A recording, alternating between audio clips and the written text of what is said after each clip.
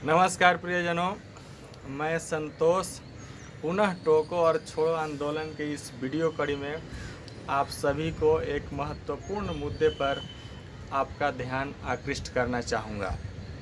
आज का जो मेरा टॉपिक है उसका हेडिंग है ग्राम महोत्सव। हमारे देश में अगर नेशनल लेवल की बात करें तो एक ग्राम महोत्सव होता था जो पिछले कुछ वर्षों से बंद हो गया है। वो सैफई महोत्सव के नाम से जाना जाता था। सैफई हमारे देश के एक जाने माने राजनीतिज्ञ श्री मुलायम सिंह यादव जी का जन्मभूमि है, अर्थात उनका पैतृक गांव है।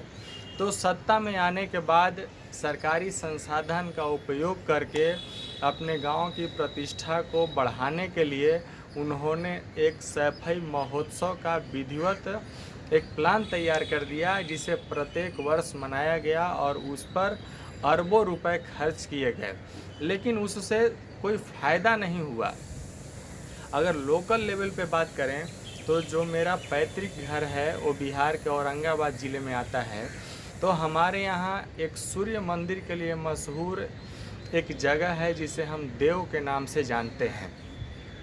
देव महोत्सव प्रत्येक वर्ष होता है, जो बिहार सरकार के संस्कृति मंत्रालय द्वारा आयोजित किया जाता है। और ये जो तिथि है वो सरस्वती पूजा अर्थात बसंत पंचमी के एक दिन बाद अर्थात सप्तमी के दिन आयोजित किया जाता है। ये अच्छा है और हम इसकी तारीफ़ करते हैं।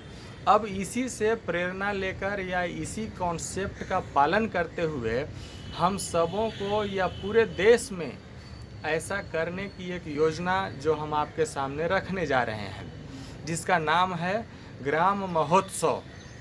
दोस्तों, प्रत्येक ग्राम में एक ऐसा बनाने की ज़रूरत है ग्रामीण सहमति से कि प्रत्येक 5 वर्ष पर, वार्षिक की आवश्यकता नहीं है, क्योंकि एक वर्ष के भीतर किसी भी ग्राम में कोई इतना बहुत ज़्यादा परिवर्तन उतार चढ़ाव नहीं आता है जिसे हम अपने सगे संबंधियों को बताना चाहें।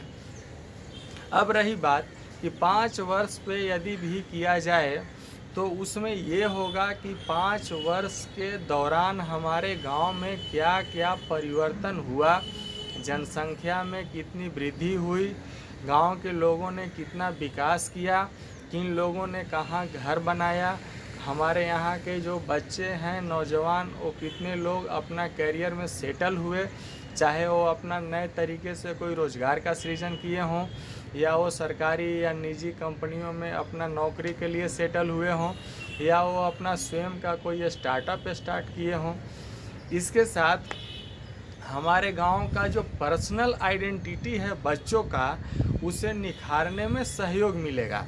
ऐसा प्रायः देखा जाता है कि गांव में जो आर्थिक दृष्टिकोण से संपन्न होते हैं उनके बच्चों को पहचान सामाजिक दृष्टिकोण से बहुत जल्दी हासिल हो जाती है।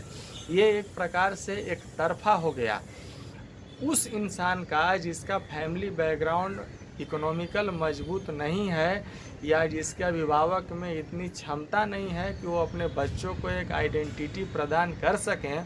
उन बच्चों को अवसर कैसे मिलेगा और कौन देगा अवसर? हम सबका ये दायित्व है कि हम एक ऐसी योजना बनाएं जिसमें वैसे बच्चों को जिनका कोई बैकग्राउंड आइडेंटिटी नहीं है, उन्हें अपने बूते अपने मेरिट के बल पर आइडेंटिटी प्रूफ करने का एक शुभ अवसर मिल सके। और ये जो आइडेंटिटी है वो बहुत आसानी से बनाया जा सकता है कि हमारे गांव में जो बच्चे हैं, किस बच्चे का हैंडराइटिंग सबसे अच्छा है, हमारे गांव के कौन सा बच्चा स्पोर्ट्स में कितना अच्छा प्रदर्शन कर पाता है। स्पोर्ट्स को हम विभिन्न कैटेगरी में भी कैटेगराइज कर सकते हैं, जैसे इंडोर स्टेडियम आउटडोर गेम्स होते हैं, उस प्रकार से कि इंडोर गेम खेलने में जैसे वॉलीबॉल है, बैडमिंटन है, टेनिस है या फिर जो रस्सी कूदना है, मुक्केबाजी है, इस तरह का खेल हम गांव में भी करके स्वास्थ्य को ठीक कर सकते हैं। अभी इम्यूनिटी बढ़ाने के लिए हम सबों को बार बार प्रेरित किया जाता है, तो इस तरह का प्रोग्राम करके हम अपना इम्यूनिटी भी बढ़ा सकते हैं। आउटडोर खेल जो है उसके लिए आज की तारीख में देखिए ग्रामीण क्षेत्रों में भी बच्चों को प्लेग्राउंड नहीं मिल पा रहा है कि वे मनमाने तरीके से फुटबॉल या क्रिकेट खेल सकें। वर्ष के 2-3 महीना छोड़कर जब खेत खाली रहता है गर्मी के कारण, तो वैसे समय में जब हमें आउटडोर खेल के लिए जगह छोटा पड़ गया है, तो हम सबको एक सीमित जगह में खेलने वाला खेल जैसे वॉलीबॉल, बास्केटबॉल या टेनिस वगैरह पर फोकस करने की आवश्यकता है। या कुश्ती, हमारे ग्रामीण समाज में पहले कुश्ती बहुत लोकप्रिय था, कबड्डी है, ये सब ऐसे खेल हैं जिनको खेलने के लिए बहुत छोटे दायरे की आवश्यकता होती है। सिंगल गेम में हम लॉन्ग रेस, शॉर्ट रेस को भी अपना सकते हैं। इसके अलावा जो हमारा परफॉर्मेंस है उसे हम संगीत के लिए, डांसिंग के लिए या फिर जो कराटे होते हैं उस सब का इस्तेमाल कर सकते हैं। इस प्रकार का कार्य करके हम उन बच्चों को जो अभी किशोरावस्था में हैं या जो अभी युवावस्था की दहलीज पर पहुँचे हैं, उन लोगों को एक आइडेंटिटी प्रदान करने का हम अवसर देंगे। और इन 5 वर्षों में जो हमारे गांव में परिवर्तन हुआ कि किन किन लोगों ने, मान लिया जाए, आर्थिक दृष्टिकोण से विकास किया, घर बनाया, तो उसका भी हम एक आइडेंटिटी के रूप में मतलब बता सकते हैं अपने सगे संबंधियों को कि जो हमारा गांव है वो विकास की ओर अग्रसर है, या हमारे गांव में किस मुद्दे पे कमजोरी है और उस कमजोरी को हम लोगों ने 5 वर्षों में कैसे दूर किया, आपसी भाईचारे को कैसे हम बनाए। अगर ग्राम स्तर पर दो लोगों के बीच या 2 परिवारों के बीच कुछ समस्याएं होती हैं, तो हम कैसे ग्राम समिति के माध्यम से उसका निदान करते हैं। कभी हम मतलब उस झगड़े को आगे नहीं बढ़ने देते। या हमारे गांव में किन किन प्रकार की समितियां बनाई गई है जो विभिन्न सेक्टर में अपना अपना काम बड़ी आसानी से करती है, और प्रत्येक एक निश्चित समय अंतराल पर आपस में वे लोग बैठक करके और इस तरह का प्रारूप तैयार करते हैं जिससे गांव में खुशहाली और शांति बना रहे।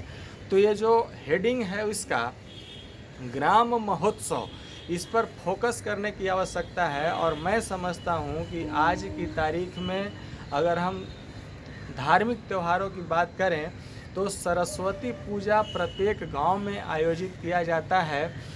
अच्छा त्यौहार है, बच्चे खुश रहते हैं, हम भी उसकी प्रशंसा कर रहे हैं।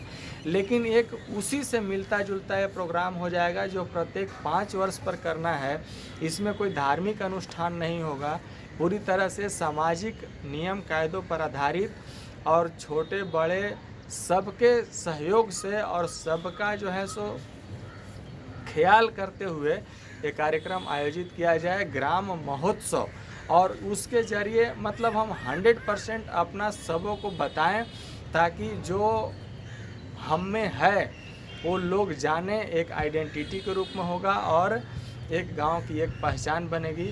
मैं समझता हूं इस पर अगर अमल किया गया तो ये बहुत ही सराहनीय और अच्छा कदम होगा, और इसे हम बाज़ाब्ता इस दृष्टिकोण से भी अपना सकते हैं, व्यापारिक दृष्टिकोण से भी, कि जहाँ कहीं भी 1000 लोगों की संख्या जमा होती है तो वहाँ स्वतः कुछ न कुछ छोटे स्तर पर व्यापारिक कार्य प्रारंभ हो जाते हैं। तो जो हमारा ग्राम है, गांव में हम एक नारा देते हैं कि प्रत्येक किसान एक दुकान या बच्चों को व्यापार के लिए प्रेरित करना है। तो इस अवसर पर किसान होने के नाते हम अपना प्रोडक्ट भी सेल कर सकते हैं और बच्चों को छोटे छोटे चीज़ प्रदान कर उन्हें लोगों के बीच जाकर अपना product as a salesman promote करके बेचने का भी ट्रेनिंग दे सकते हैं। तो एक मल्टीपर्पस प्रोग्राम हो जाएगा और बहुत अच्छा होगा।